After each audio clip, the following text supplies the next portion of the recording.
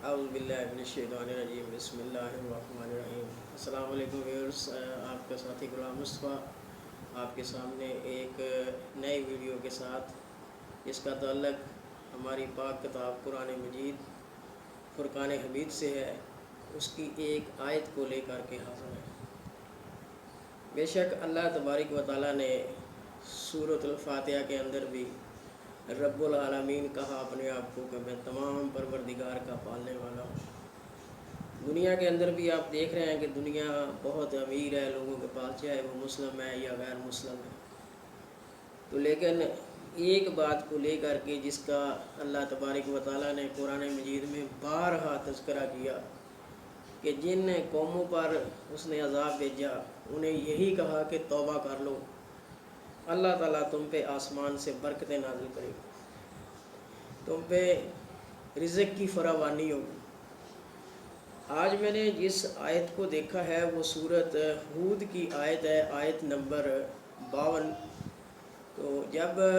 ہود علیہ السلام کی قوم پہ اللہ تبارک و تعالیٰ نے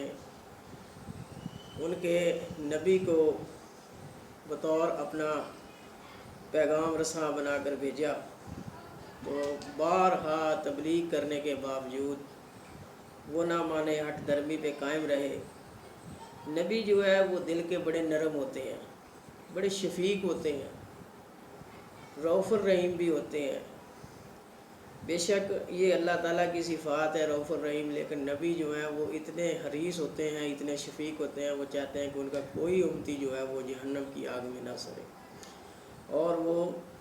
اسی طرح ہوتے ہیں جس طرح ایک باپ چاہتا ہے کہ اس کی اولاد جو ہے وہ خوشحال رہے، ان کو کسی چیز کی کمی نہ رہے۔ تو اس آیت نمبر 52 کے جو سورۃ ہود کی ہے اس میں اللہ تبارک و تعالیٰ نے ہود کی قوم کو کہا،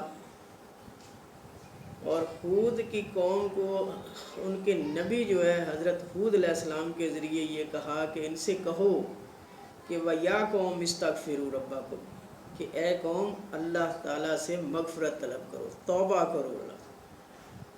ثُمَّ تُوبُوا إِلَيْهِ يُرْسِلَ، پھر اس کی طرف توبہ کرو۔ وہ کیا کرے گا اس کے بدلے میں جب تم توبہ کر لو گے؟ یرسل السماء علیکم مدرارا، وہ تم پر زور آور موسلا دار بارشیں بھیجے گا، جس سے رنگ برنگے نباتات، پھل پھول جو ہیں وہ کھلیں گے اور تم خوشحال ہو جاؤ گے۔ وَيَزِدْكُمْ قُوَّةً،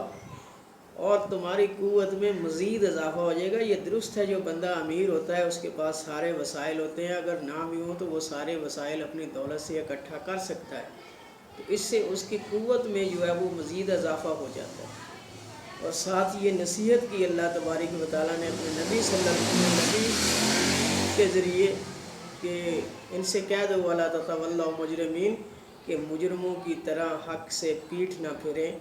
حق سے دور نہ ہوں۔ تو بارہا اللہ تبارک و تعالیٰ نے قرآن مجید میں جو رزق کی فراوانی ہے، اپنی نعمتوں کی جو ہے وہ بارش ہے، اور قوت میں اضافے کے لیے اللہ تبارک و تعالیٰ نے یہ کہا ہے کہ تم اللہ تعالیٰ کے حضور توبہ کرو، اللہ تعالیٰ تم پر آسمان سے رحمتیں برکتیں نازل فرمائے گا اور تم سے نحوستوں کو دور فرمائے گا۔ تو اللہ تعالیٰ ہمیں عمل کی توفیق عطا فرمائے، ہمیں توبہ کرنے کی توفیق عطا فرمائے، تاکہ ہماری دنیا اور آخرت دونوں سنور جائیں۔ والسلام، شکریہ جی۔